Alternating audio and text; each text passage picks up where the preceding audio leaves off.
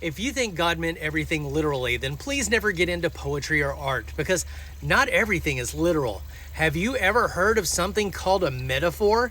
Yes. Have you ever heard of something called clarity? And here's the thing about the Bible. There is no asterisk anywhere that says this part is not meant to be taken literally, this is a metaphor. So, where do we draw that line?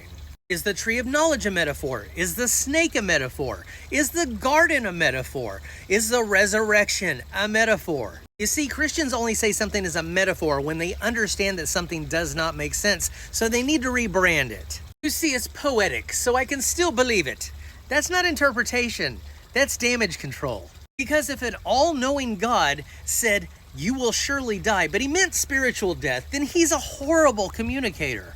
If God meant spiritual death, why not just say that right off the bat, that you will lose your immortality, which they didn't have to begin with because they hadn't eaten from the tree of life yet. These are new beings to the earth. They don't know what death is. They don't know what spiritual death is. This isn't a college lit class. And what if they thought that it was a metaphor when God said, "Don't eat the fruit"? You see, Adam, what God actually meant was, if we eat the fruit, our ignorance will die, that we will become knowing beings, so we will no longer be stupid.